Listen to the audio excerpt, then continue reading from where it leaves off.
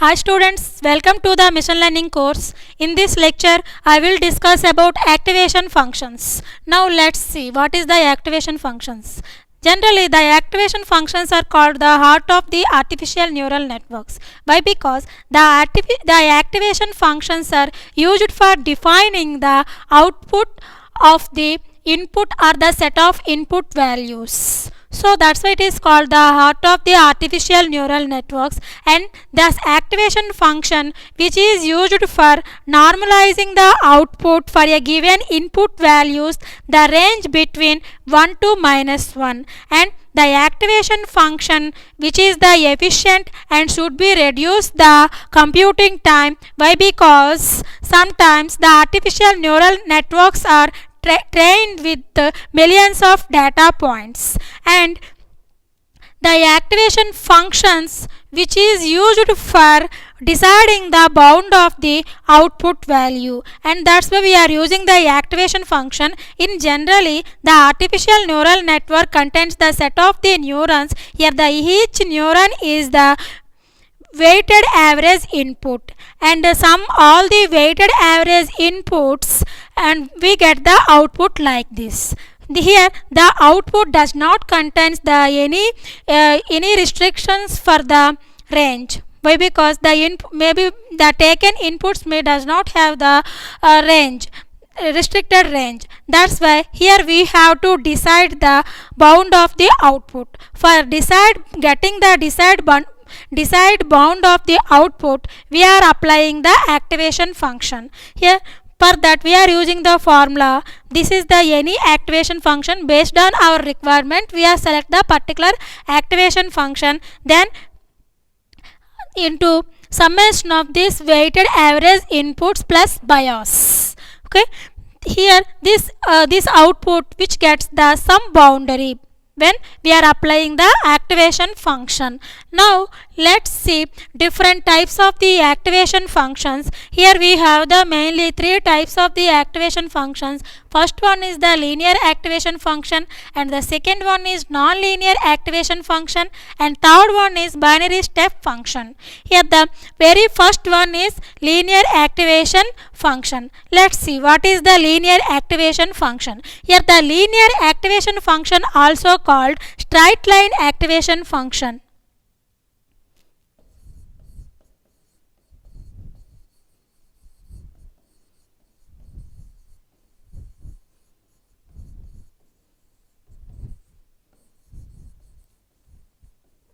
Why? Because when we are float the graph, then it looks like a straight line. That's why it is called the straight line activation function. This straight line activation function does not give any restriction to the output. So the range of the output is -infinity to +infinity.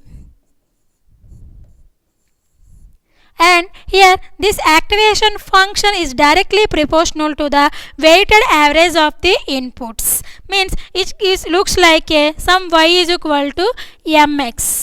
As it is a straight line, as it is a linear classifier function, it gives the equation like this. So here the output, the activation, so this activation function is directly proportional to the weighted average inputs, and here the graph is looks like, means it gives the straight line for the output values. And next we see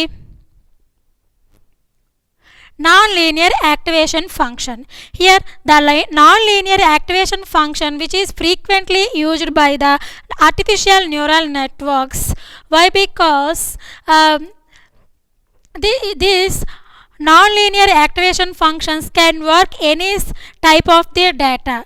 That's why the artificial neural networks are frequently uses this non-linear activation functions, and this non-linear activation function also used for solving the problems which are faced by the linear activation functions, and those problems are the back propagation problems were solved successfully by using this non-linear activation function with come up with the derivation functions. And the next one is, and this nonlinear activation function which is solves the deep neural networks by allowing the stack of several layers of the neurons. So for solving these problems, the nonlinear activation function is used. Next, let's see the different types of the nonlinear activation functions. The very nonlinear activation function is sigmoid or the logistic activation function. This sigmoid or the logistic activation function basically used for the binary classification problems. Why? Because this sigmoid activation function gives the output range from 0 to 1.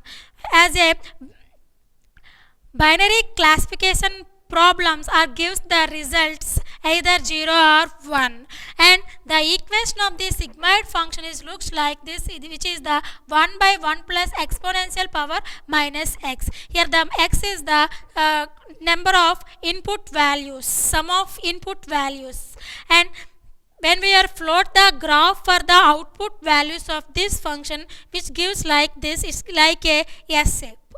Okay, next let's see the another nonlinear activation function, that is the tan or hyperbolic tangent activation function. Here the tan function works better than the sigmoid function, and this function frequently used by the hidden layers of the neural networks. The equation of the tangent function gives like this. Here tan of x is equal to exponential power x minus exponential power minus x divided by exponential power x plus exponential power minus x. Here the x is the sum of the input values. Here the range of the tan function gives the minus 1 to 1. Means when we are need our output range from minus 1 to 1, then we are using this activation function. Okay, when we are plot the graph for this activation function, it looks like this. Next, let's see the another nonlinear activation function, that is the ReLU, and this is also called the rectified linear unit activation function. For our output range, we need the 0 to infinity, then we are using this ReLU, and which is also used by the hidden layers of the neural network, and it allows only a few neurons to activation. That's why it computes in very less amount of time. And if we draw the graph for the output range of this ReLU activation function, it looks like this. Means it gets the only 0 to infinity. Next, let's see the another nonlinear activation function, that is the softmax function. This softmax function also works like a sigmoid function, but it is used for multi-class classification. Here each class contains the output range from 0 to 1, and this gives the equation like this. Here is the exponential power zi divided by summation of exponential power zi. Here the I value starts from 1 to k, means we have the k number of input values, and here the z is the some transformation on these input values. If we draw the graph for this softmax function, we get like this, and it from the range from 0 to 1.